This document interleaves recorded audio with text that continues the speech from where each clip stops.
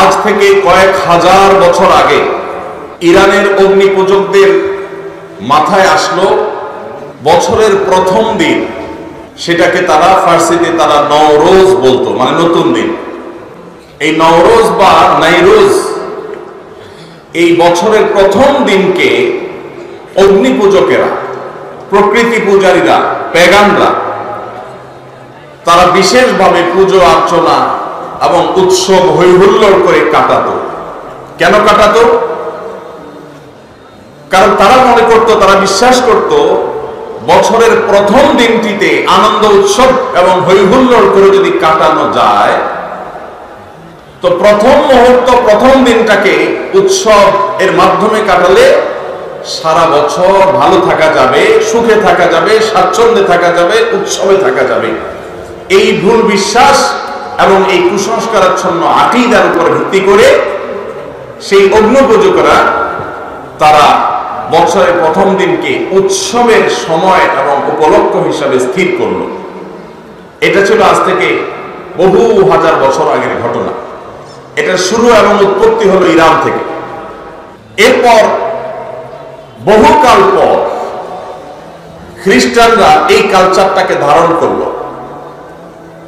তারা তাদের যে খ্রিস্টীয় বর্ষ, সেই খ্রিস্টীয় সন বা সালকেও তারা ওই অগ্নি পূজকদের যে সাল ছিল, সন ছিল, সেটার মতো করে এটার প্রথম দিনকে, প্রথম মুহূর্তকে তারা উদযাপন করা শুরু করলো।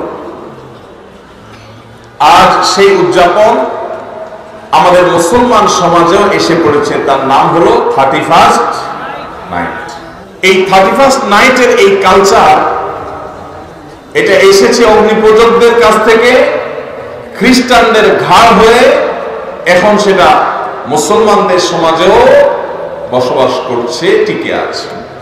31st নাইটের যে কালচার এবং সংস্কৃতি, এই সংস্কৃতির মূল থিমটা হলো সেই অগ্নি পূজকদের থিম, অর্থাৎ বছরের প্রথম মুহূর্ত, এই সময়টাকে যখনই রাত 12টা 1 মিনিট হবে, 31শে ডিসেম্বর 31st নাইট, 31 ডিসেম্বর রাত 12টা পার হয়ে যখন 12টা 1 হয়ে যাবে, তখনই সব পটকা ফুটিয়ে, আতশবাজি করে, ফানুস উড়িয়ে, হই হুল্লোড় করে, গান বাজনা করে, উৎসব করে, ফুর্তি করে এই মুহূর্তকে কাটিয়ে তারা সারা বছর ভালো থাকতে চায়, উৎসবে থাকতে চায়, খুশিতে থাকতে চায়।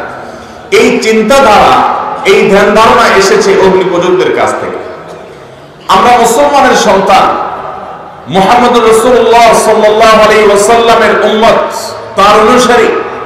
আল্লাহর লাখ কোটি শুকর, আল্লাহ তাআলা এরকম কুসংস্কারাচ্ছন্ন, অযৌক্তিক, হাস্যকর, বাস্তবতা বিবর্জিত বিশ্বাস এবং কুসংস্কার থেকে আল্লাহ তাআলা আমাদের মুসলমানদেরকে হেফাজতে রেখেছেন, আলহামদুলিল্লাহ। আল্লাহ রাব্বুল আলামিন রাত এবং দিনের পরিবর্তন, বছরের মাসের পালাবদল করেন, মানুষ যাতে শিক্ষা গ্রহণ করে যে মানুষের পৃথিবীতে বেঁচে থাকার জন্য রাতের প্রয়োজন যেমন আছে, দিনের প্রয়োজন আছে, ঋতুর পরিবর্তনের প্রয়োজন আছে। এই সবগুলো মানুষের প্রয়োজনে আল্লাহ তাআলা দিয়েছেন। মানুষ সেখান থেকে শিক্ষা গ্রহণ করবে, দার্স হাসিল করবে, সেখান থেকে মানুষ আল্লাহ রাব্বুল আলামিনের কৃতজ্ঞতা আদায় করবে। এই জন্য আল্লাহ তাআলা এগুলো দিয়েছে। আল্লাহ তাআলা বছরের পালাবদল এই জন্য দেননি যে মানুষ সেটাকে ফুর্তি করবে, উৎসব করবে, উৎসব এবং ফুর্তি করে কাটাবে। ভাইরা আমার, সবচেয়ে দুর্ভাগ্যের ব্যাপার, সবচেয়ে হাস্যকর ব্যাপার হলো আজকের পৃথিবীতে যারা নিজেদেরকে বিজ্ঞান মনস্ক দাবি করে, যে মানুষগুলো নিজেদেরকে বিজ্ঞান এর অনুসারী মনে করে, সেই মানুষগুলো সেই হাজার হাজার বছর আগের অগ্নি পূজকদের সেই হাস্যকর এবং মিথ্যা, বাস্তবতা বিবর্জিত বিশ্বাসকে তারা ধারণ করে আছে। বছরের প্রথম মুহূর্তকে আনন্দ উৎসব করে, হই হুল্লোড় করে, ফুর্তি করে, আতশবাজি করে, ফানুস উড়িয়ে কাটালে যদি মানুষ ভালো থাকে, সারা বছরটা যদি ভালো যায়, তাহলে প্রতিদিন সকালে, নতুন দিনের ভোরে, নতুন মাসের শুরুতে, নতুন সপ্তাহের শুরুতে যে কোনো নতুন কিছুর শুরুতে মানুষ এভাবে ভালো উৎসব করে, ফুর্তি করে, আনন্দ করে, হৈ হুল্লোড় করে কাটিয়ে তারা সারা মাস সারা সপ্তাহ ভালো থাকতে পারত। বছরের প্রথম মুহূর্ত আনন্দ উৎসব করলে সারা বছর ভালো থাকা যায়। এটা কি সত্য না মিথ্যা? এর কোন বৈজ্ঞানিক ভিত্তি আছে? এর কোন শরীয়ী ভিত্তি আছে? নাই। আল্লাহ রাব্বুল আলামিন আমাদেরকে সেই দ্বীনের অনুসারী করেছেন যে দ্বীনে প্রতিদিনের সকালকে আমরা আল্লাহর জিকিরের মাধ্যমে উদযাপন করি। আলহামদুলিল্লাহ। আল্লাহ তাআলা আমাদেরকে সেই দ্বীনের অনুসারী করেছেন যে দ্বীনের প্রত্যেক শুরুকে আমরা আল্লাহর নাম দিয়ে উদযাপন করি, শুরু করি, সূচনা করি। আল্লাহ রাব্বুল আলামিন এই সমস্ত কুসংস্কার থেকে আমাদেরকে, আমাদের সমাজকে হেফাজত থাকার তৌফিক দান করুন। ভাইরা আমার, যার আগমন আনন্দের কারণ হয়, যার আগমন আনন্দের কারণ হয়, তার বিদায় বেদনার কারণ হয়। ঠিক না বেঠিক? এই উসুল, এই মূলনীতির সাথে আপনারা কি একমত না দ্বিমত? কেউ আসলে যাকে দেখলে আপনার খুশি হয়, ভালো লাগে, তিনি যদি হারিয়ে যান, তাকে যদি আপনি মিস করেন, হারিয়ে ফেলেন, তাহলে আপনার কি খুশি লাগে না খারাপ লাগে? খারাপ লাগে। যিনি আসলে আপনি আনন্দিত হন, তিনি চলে গেলে আপনার আবার বেদনাও হয়। এই উসুল ঠিক আছে না বেঠিক? ঠিক।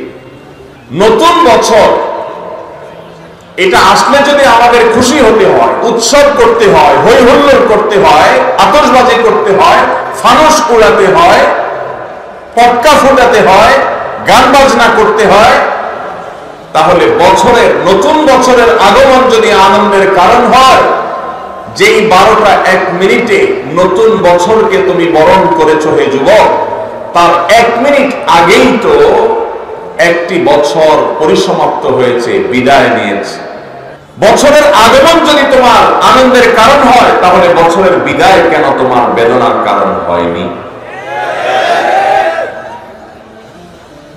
বছরের আগমনে তুমি যে হাসছো, আনন্দ করছো, কই তোমাকে তো বছরের বিদায়ে কাঁদতে দেখিনি। তোমার এই ইলজিক্যাল, তোমার এই অযৌক্তিক, তোমাদের এই হাস্যকর বাস্তবতা বিবর্জিত এই চেতনা, এই বিশ্বাস, এই কালচার, এই সংস্কৃতি, এটা এই মাটির নয়, এই মাটির মানুষের নয়। এখানকার মানুষের কালচার এবং সংস্কৃতির সাথে এই 31st নাইটের কোন চুল পরিমাণ সম্পর্ক। কিন্তু দুর্ভাগ্যের বিষয়, গত কয়েক বছর, বেশ কয়েক বছর ধরে আমাদের দেশে এই 31st নাইটের এই কালচারকে আমদানি করা হয়েছে, স্টাবলিশ করা হয়েছে, প্রতিষ্ঠিত করা হয়েছে, এটাকে নার্সিং করা হয়েছে, এটাকে পরিপালন করা হয়েছে, এটাকে নানাভাবে প্রচার করা হয়েছে, প্রচারণা করা হয়েছে, সমাজের রন্ধ্রে রন্ধ্রে এটাকে ছড়িয়ে দেওয়া হয়েছে। ঢাকা শহরে, চট্টগ্রাম শহরে, ময়মনসিংহ শহরে, খুলনা শহরে, বড় বড় শহরগুলোতে, এমনকি গ্রামেও 31st নাইটে 31শে ডিসেম্বর রাত 12টা 1 মিনিটে যে দৃশ্য দেখা যায়, সেটা কোন মুসলমান সমাজে কখনো শোভনীয় হতে পারে না। ভাইরা আমার, আমরা পলিটিক্যাল ফ্যাসিজমের কথা বলি, রাজনৈতিক ফ্যাসিস্টদের কথা বলি, আমরা কালচারাল ফ্যাসিস্টদের কথা বলি না। এদেশে এক শ্রেণীর পত্র পত্রিকা, এক শ্রেণীর মিডিয়া, এক শ্রেণীর তথাকথিত বুদ্ধিজীবী, তারা আমাদের দেশের মানুষের উপর ভিনদেশী কালচারকে আমদানি করে, সেটাকে প্রতিষ্ঠিত করে এত বেশি কোণঠাসা করে রেখেছে এদেশের ওলামায়ে কেরামকে, দিনদার মানুষদেরকে, যে সংখ্যায় এদেশে মুসলমানরা বেশি হলেও সংস্কৃতিতে মুসলমানরা এদেশে আজও সংখ্যালঘু হয়ে আছে। আমরা সংখ্যাতে অনেক বেশি হলেও আমাদের কালচারে, আমাদের সংস্কৃতিতে আমরা সংখ্যালঘুর মতো। আমাদের উপরে চাপিয়ে দেওয়া হচ্ছে ভিনদেশী সংস্কৃতি। এই 31st নাইটের এই কালচারকে নানাভাবে দেখবেন পত্রপত্রিকাতে, এক্সেল মিডিয়াতে, এটাকে আমাদের সমাজে প্রতিষ্ঠিত করা হয়েছে এবং এখনো হচ্ছে। সময় এসেছে এই অনাচারের বিরুদ্ধে আমাদের তীব্র প্রতিবাদ গড়ে তোলা। বেশি দিন আগের কথা নয়, মাত্র 2 বছর আগে ঢাকার দুটি মর্মান্তিক ঘটনা আমাদের চোখের পানি এনে দিয়েছিল। তার একটি হলো মায়ের কোলে থাকা দুধের শিশু 31st নাইটের বিকট আওয়াজে, পটকার বিকট আওয়াজে, আতশবাজির বিকট আওয়াজে সে দুধের শিশু মারা গিয়েছিল। বিষয়টা আদালত পর্যন্ত গড়িয়েছিল, কিন্তু বিচারহীনতার এই দেশে ওই ঘটনার দায় কাউকে নিতে দেখা যায়নি, কাউকে কোনো দোষী সাব্যস্ত করতে দেখা যায়নি। ঠিক একই সাথে আরেকটি মর্মান্তিক ঘটনা ঘটেছিল, তা হলো একজন অসহায় নারী,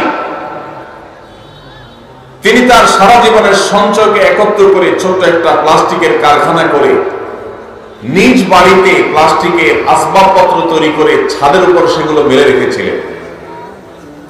এই 31st নাইটে আতশবাজির আগুন উড়ে এসে তার ছাদের উপর থাকা সেই প্লাস্টিকের উপর পড়ে তার সমস্ত প্লাস্টিকগুলোকে পড়ে ছাই করে ফেলেছে।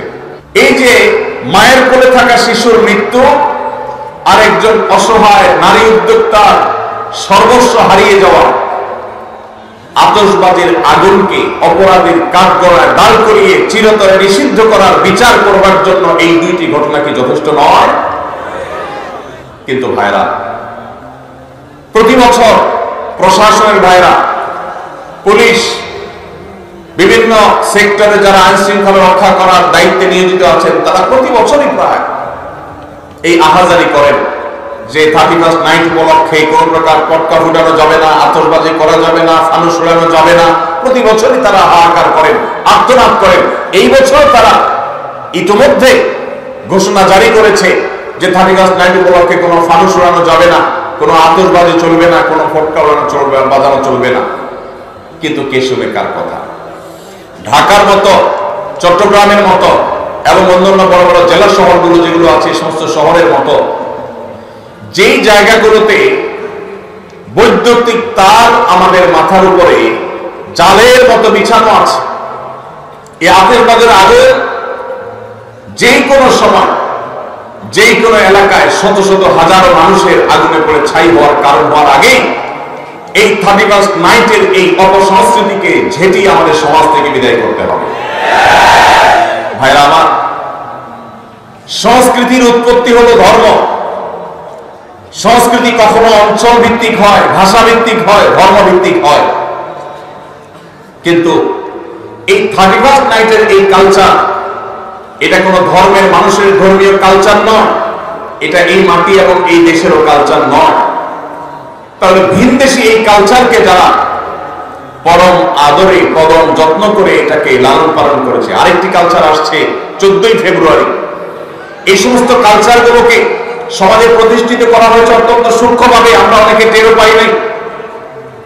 ভাইরা আমার, বিনোদনের নামে, নাটক সিনেমার নামে এই দেশে বিবাহ বহির্ভূত হারাম সম্পর্ক, যেটা এই দেশে আইনত অপরাধ, এদেশের মানুষের ধর্মীয় বিশ্বাসে যেটি অপরাধ, প্রচলিত আইনে যেটা অপরাধ, সেটাকে বৃদ্ধাঙ্গুলি দেখিয়ে প্রতিনিয়ত নাটক সিনেমাতে বিবাহ বহির্ভূত সম্পর্ককে নানাভাবে প্রমোট করা হয়েছে, এটাকে নানাভাবে প্রতিষ্ঠিত করা হয়েছে। বিষয়টা এখন কোন পর্যায়ে গেছে? সোশ্যাল মিডিয়াতে যারা বিচরণ করেন তারা জানেন, মুসলমানের সন্তানরা বফ, গফ, বয়ফ্রেন্ড, গার্লফ্রেন্ড বলে পরিচয় দিতে ন্যূনতম কোন হেজিটেশন, ন্যূনতম কোন অস্বস্তি বা ন্যূনতম কোন লজ্জা বা কুণ্ঠাবোধ করে না।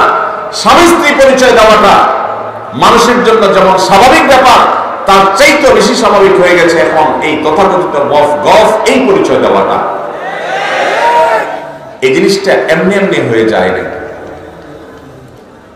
এই সমাজের শত্রুরা যারা কিছু হলে বিদেশে পাড়ি জমাবে, সরকারের ঊর্ধ্বতন কর্তৃপক্ষের সাথে বসা এক বৈঠকে বলেছিলাম, দেখেন ভাই, কিছু হলে অনেকে চলে যাবে ভারতে, অনেকে চলে যাবে আমেরিকা, আমরা হুজুররা এই দেশের মাটি ছেড়ে কোথাও যাব না ইনশাআল্লাহ।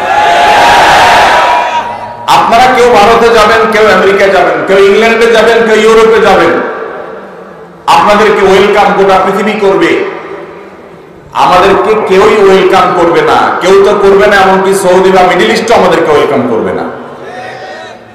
আর ওয়েলকাম করুক বা না করুক, এই মাটি ছেড়ে এদেশের মুসলমানরা পৃথিবীর কোথাও, এই মাটিকে নষ্ট করতে আপনাদেরকে দেওয়া হবে না। আপনারা এই মাটি নষ্ট করবেন, করে এরপরে বিদেশে পাড়ি জমাবেন, এদেশকে লুট করে নিয়ে চলে যাবেন, এরপরে বিদেশে গিয়ে স্বামী সন্তান নিয়ে বেঁচে থাকবেন। এটা আমরা মুসলমানরা ইনশাআল্লাহ হতে দেব না। আমাদের এই সমাজকে নষ্ট করে, সেখানে যুবকদেরকে চরিত্রহীন করে, তাদের কাছে জেনা ব্যভিচারকে ডাল ভাত করে দেওয়ার জন্য এদেশের যে সমস্ত নাটক সিনেমাগুলো দায় আছে, বিবাহ বহির্ভূত সম্পর্কের কারণে যত বাবা মার অবাধ্যতার ঘটনা ঘটেছে, যত অসামাজিক কার্যকলাপ হয়েছে, যত ভ্রূণ হত্যা হয়েছে, যত গর্ভপাত, অবৈধ গর্ভপাতের ঘটনা ঘটেছে, যত আত্মহত্যার ঘটনা ঘটেছে, যত শিক্ষার্থীর শিক্ষা জীবন ধ্বংস হয়েছে, ক্যারিয়ার ধ্বংস হয়েছে, তার সবগুলোর জন্য এই দেশে এই বিবাহ বহির্ভূত সম্পর্ককে নাটক সিনেমার নামে, নোবেল উপন্যাসের নামে যারা প্রতিষ্ঠিত করেছে, তারা এই সমস্ত অপরাধগুলোর জন্য দায়ী এবং তাদের বিচার হওয়া উচিত। আজ আমার মুসলমানের সন্তান, আমার যুবক ভাই, সে তার হারাম সম্পর্ক আছে কোন মেয়ের সাথে, সে পরিচয় দিতে তার ন্যূনতম কোনটা হয় না। এক সময় কোনটা হতো, এর দায় আরেকটি জায়গায় গিয়ে পড়ে, সেটা হলো শিক্ষার নামে পাঠ্যপুস্তকের মধ্যে বিবাহ বহির্ভূত সম্পর্ককে স্বাভাবিকরণের একটা প্রচেষ্টা গত কয়েক বছর ধরে চলে আসছে। এটা নিয়ে আমরা কাজ করেছি। বছর দুয়েক আগে একবার সরকারের একটা এজেন্সির সাথে একটা দীর্ঘ বৈঠক হয়েছিল আমার এই বিষয়ে। সেখানে নোট নিয়ে গিয়েছিলাম, বলেছিলাম ভাই বলেন, মুসলমান তো বটে, এদেশের হিন্দু, এদেশের খ্রিস্টান, এদেশের বৌদ্ধ, এদেশের যে কোনো ধর্মের মানুষের অনুসারীরা, তারা কি বিবাহ বহির্ভূত সম্পর্ককে অ্যাপ্রিসিয়েট করে কি করে না, এটার উত্তর আমাকে দেন। এদেশের সকল ধর্মের মানুষ বৈবাহিক উপায়ে তারা সংসার করতে, পারিবারিক ব্যবস্থাপনা গড়ে তুলতে তারা অভ্যস্ত। এই কালচারটাই হলো এই মাটির কালচার। এই মাটিতে বিদেশিদের বস্তাপচা সস্তা কালচার আমদানি করে আমার তরুণদের চরিত্রকে নষ্ট করবার অধিকার আপনাদেরকে কে দিয়েছে? দুর্ভাগ্যজনক হলেও সত্য, আজ পাঠ্যপুস্তকগুলোতে শিক্ষার নামে আমরা দেখেছি গত বহু বছর ধরে আমাদের তরুণ তরুণীদেরকে, আমাদের কিশোর কিশোরীদেরকে অবৈধ সম্পর্ক করবার জন্য তাদেরকে নানাভাবে প্ররোচনা দেওয়া হয়েছে, তাদেরকে নানাভাবে উৎসাহিত করা হয়েছে। নবম শ্রেণী জানা যেন সপ্তম শ্রেণী বইয়ে এই গল্প পর্যন্ত ছিল যে কোন ছেলে স্কুলের কোন মেয়ের সাথে হারাম সম্পর্ক করলে বাবা মা যদি সেখানে বাধা দেয়, তাহলে সেক্ষেত্রে বাবা মার সে বাধা দেওয়া অন্যায়, এটা তাদের নৈতিক, এটা তাদের অধিকার, এটা তাদের চাওয়া। পশ্চিমাদের অনেক ভালো দিক আছে, তারা জ্ঞানে বিজ্ঞানে অবকাঠামোতে অনেক কিছুতে তারা আমাদের চেয়ে এগিয়ে আছে, কিন্তু পরিবার ব্যবস্থাপনায় তারা আমাদের থেকে কতটা পিছিয়ে আছে? জ্ঞানে বিজ্ঞানে অবকাঠামোতে, শিল্পে, উন্নতিতে তারা যদি আমাদের চাইতে 500 বছর এগিয়ে থাকে, পারিবারিক ব্যবস্থাপনায় আমরা তাদের চাইতে 1000 বছর এগিয়ে আছি আলহামদুলিল্লাহ। অতএব তাদের কাছ থেকে বস্তাপচা সস্তা কালচার আমদানি করে আমাদের দেশের এই কালচারকে ধ্বংস হতে দেওয়া যাবে। এজন্য 31st নাইটের এই কালচার, বিবাহ বহির্ভূত তথাকথিত প্রেম ভালোবাসা বা অবৈধ সম্পর্কের এই কালচার, এগুলোর বিরুদ্ধে যদি আমরা এখনই রুখে না দাঁড়াই, তাহলে ওই যে বয়ফ্রেন্ড গার্লফ্রেন্ড কালচারটা যেরকম স্বাভাবিক হয়ে যাচ্ছে, এটা যেরকম কোনো দোষের থাকছে না, এ ব্যাপারে যেরকম তরুণ তরুণীদের লাজ লজ্জা কুণ্ঠা সবকিছু উঠে যাচ্ছে, অস্বস্তি দূর হয়ে যাচ্ছে, স্বাভাবিক হয়ে যাচ্ছে, রাস্তাঘাটে জেনা ব্যভিচার হলে সেটাও একসময় স্বাভাবিক হয়ে যাবে, যদি এখন থেকে আমরা আমাদের উপর আরোপিত এই কালচারাল এটা সাংস্কৃতিক যুদ্ধের মোকাবেলা আমরা না করতে পারি। ভাইরা আমার, সেজন্য আপনারা যারা ওয়াজ মাহফিলে এসেছেন, আপনারা বেশিরভাগ মানুষ 31st নাইটের ফানুস উড়াবেন না আমি জানি, আপনারা বেশিরভাগ মানুষ 31st নাইট উদযাপন করবেন না আমি জানি।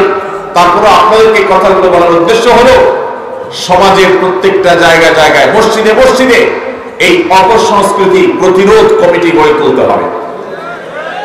এবং উদ্যোগ নিতে হবে যে আমাদের তরুণদের কেউ যদি এই উচ্ছৃঙ্খল কাজ করতে যায়, কেউ যদি রাত 12টা 1 মিনিটে বিকট আওয়াজে আবার কোনো মায়ের কোলে থাকা শিশুকে হত্যা করতে উদ্যত হয়, আবার যদি কোনো অসহায় নারী উদ্যোক্তার সব পুড়িয়ে ছাই করে দিতে উদ্যত হয়, তাহলে তার সে কালো হাত থামিয়ে দিতে হবে, তাকে আইন শৃঙ্খলার কাছে সুপর্দ করতে হবে। ভাইরা আমার, এখানে আমার অনেক স্কুল কলেজের অনেক বন্ধুরা আছেন, অনেক তরুণরা আছে। আপনাদের প্রতি আমার একান্ত অনুরোধ, আপনি একজন মুসলমান, আপনি একজন বাংলাদেশী। বাংলাদেশের মানুষের এই মাটির কিছু সংস্কৃতি আছে, মুসলমান হিসাবে আপনার কিছু সংস্কৃতি আছে। মনে রাখবে, যে কোনো জাতির আত্মপরিচয়, তাদের আইডেন্টিটি, এটা তাদের সংস্কৃতির মধ্য দিয়ে টিকে থাকে। যে জাতি অন্যদের সংস্কৃতিতে হারিয়ে যায়, তাদের আত্মপরিচয় আর থাকে না, একসময় তারা বিলীন হয়ে যায়, হারিয়ে যায়। আমাদের এই দেশকে, এই দেশের মানুষকে, আমাদের আত্মপরিচয়কে নষ্ট করে দেওয়ার জন্য হাজারটা ষড়যন্ত্র আছে। এই জন্য বিনোদনের নামে, আনন্দ ফুর্তির নামে, শিক্ষার নামে এই সমস্ত অপসংস্কৃতি প্রবেশ করে। আমার গত কয়েক মাসে বেশ কয়েকবার কয়েকটা মিনিস্ট্রিতে যাওয়ার সুযোগ হয়েছে, বিভিন্ন কাজে বলতে জাতীয় স্বার্থে বা দিনই স্বার্থেই। আমার ব্যক্তিগত কোনো কাজ বা আমার ফাউন্ডেশনের কোনো কাজে যাইনি কখনো। আমি অবাক হয়েছি যে একাধিকবার আমি শিক্ষা মন্ত্রণালয়ে যাওয়ার সুযোগ হয়েছে, আমার শিক্ষা উপদেষ্টার সাথে বৈঠকের সাক্ষাতের সুযোগ হয়েছে। আমি প্রতিবার লক্ষ্য করেছি, অন্য যে কোনো মন্ত্রণালয়ের তুলনায় শিক্ষা মন্ত্রণালয়ে বিদেশিদের আনাগোনা সবচাইতে বেশি। ওয়েটিং রুমগুলোতে বিভিন্ন শ্রেণী পেশার মানুষ অপেক্ষা করেন। সরকারের দায়িত্ব পালনরত মন্ত্রী বা উপদেষ্টাদের সাথে সাক্ষাতের জন্য অনেকেই যান, কিন্তু আমি বিস্মিত হয়েছি। যতবার আমি ঢু মেরেছি বা গিয়েছি শিক্ষা মন্ত্রণালয়ে, আমি লক্ষ্য করেছি আমার দেশি ভাইদের চাইতে ভিনদেশীদের আনাগোনা কোনো অংশে কম না, বরং কোনো কোনো ক্ষেত্রে চোখে পড়ার মতো বেশি। আমার প্রশ্ন হলো, আমার দেশের ছেলেমেয়েরা কি পড়বে না পড়বে এটা নিয়ে বিদেশিদের তো মাথা ব্যথার কারণটা কি? তারা আমাদের সন্তানদের মগজ ধোলাই করার জন্য তাদের এজেন্ডা বাস্তবায়ন করতে চায়।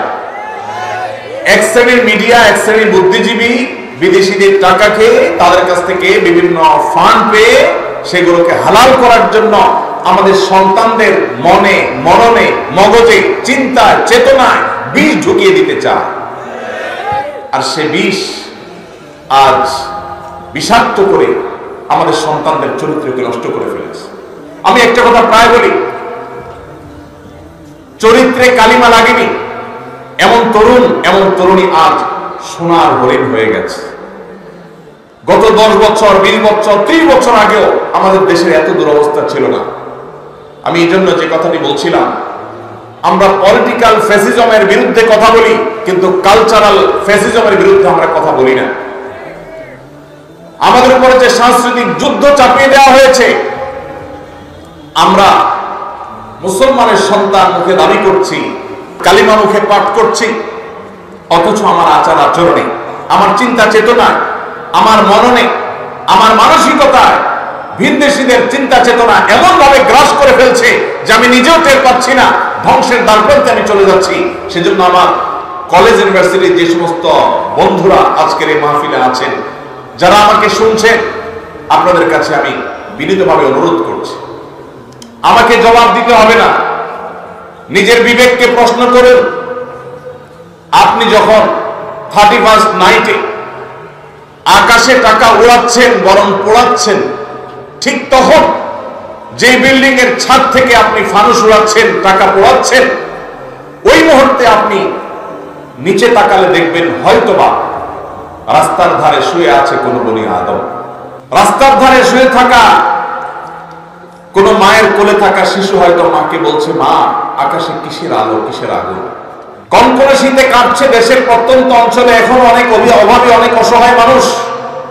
এইরকম একটা পরিস্থিতিতে জাস্ট আপনি ফুর্তি করার জন্য অগ্নিপূজকদের কালচারকে আমদানি করে আপনি আকাশে টাকা পোড়াচ্ছেন। নিজের বিবেককে জিজ্ঞাসা করুন, আপনার এই কাজের সপক্ষে আপনার বিবেক আপনাকে সায় দেয় কিনা। ভাইরা আমার, একজন ইমানদার তার জীবনের একটি বছর যখন পার হয়ে যায়, নতুন একটি বছর যখন আসে, এটা তার জন্য আনন্দের কারণ হয় না। সব নতুনের আগমন মানুষের আনন্দের কারণ হয় না, বরং মানুষের বিবেকে করাঘাত করে কোন কোন নতুনের আগমন। একজন ফাঁসির দণ্ডপ্রাপ্ত আসামির কাছে নতুন দিন, নতুন রাত, নতুন সপ্তাহ, নতুন মাস, নতুন বছর এটা আনন্দের কারণ হয় না। কারণ যত সময় সামনের দিকে অগ্রসর হয়, লোকটা তত ফাঁসির কাষ্ঠের দিকে এগিয়ে যায়। আমরা যখন আল্লাহ রাব্বুল আলামিন আমাদেরকে যখন প্রাণ দিয়ে সৃষ্টি করেছেন, কুল্লু নাফসিন যায়কাতুল মউত, একদিন আমাদের মৃত্যু সাধন করতেই হবে। একটি বছর চলে আসা মানে হলো আমার বাজেট থেকে, আমার হায়াত থেকে একটি বছর খসে পড়া, কবর দিকে এগিয়ে যাওয়া। একজন মুসলমান, একজন বিবেকবান মানুষ এই জন্য নতুন বছরের দোরগোড়ায় দাঁড়িয়ে ফুর্তি করতে পারে না। এটা বাস্তবতা বিবর্জিত, হাস্যকর, অযৌক্তিক একটি কালচার, যেটি অগ্নিপূজকেরা করত। আজ বিজ্ঞান মনস্ক হওয়ার দাবি করে যারা এই কাজগুলো করছে, তারা নিজেরা ধ্বংস হচ্ছে, আমাদের সমাজকে ধ্বংসের দ্বার প্রান্তে নিয়ে যাচ্ছে। বিধায় এই 31st নাইটের এই কালচার, এই অপসংস্কৃতি, এটিকে আমাদের দেশ থেকে ঝেঁটে বিদায় করতে হবে ইনশাআল্লাহ। ভাইরা আমার, প্রতি বছর আমাদের দেশে শহরের যে সমস্ত 5 স্টার হোটেলগুলো আছে, বিভিন্ন ক্লাব, সমিতি এবং বারগুলো আছে, আপনি পত্রপত্রিকা খুললে, গুগল করলে, অনলাইন সার্চ করলে দেখতে পাবেন কোটি কোটি টাকা, মিলিয়ন মিলিয়ন ডলার এই সমস্ত হোটেলগুলোতে খরচ করা হয়, ফুর্তি করা হয় শুধুমাত্র 31st নাইট উদযাপন করতে গিয়ে। সংস্কৃতি যেখানে, তার উৎপত্তি যেখানে, ধর্ম, অঞ্চল বা ভাষা, এই 31st নাইটের সাথে এই অঞ্চলের, এদেশের মানুষের ভাষা বা ধর্মের কোনো সম্পর্ক যেহেতু নাই, অতএব এই কালচার কি আমাদের কালচার? এই সংস্কৃতি কি আমাদের কালচার, সংস্কৃতি? তাহলে যে সংস্কৃতি আমাদের সংস্কৃতি নয়, যে সংস্কৃতি মায়ের কোলের শিশুকে হত্যা করে, যে সংস্কৃতি পরিবেশকে দূষিত করে, যে পরিবেশ সংস্কৃতি পরিবেশকে ধ্বংস করে, যে পরিবেশ মানুষকে সর্বস্ব করে, যে পরিবেশ অগ্নিকাণ্ডের ঘটনা ঘটাতে পারে, যে পরিবেশ উন্মাদনা সৃষ্টি করে, সেই পরিবেশ বা সেই সংস্কৃতি, সেটা কখনো আমাদের দেশে থাকতে পারে না।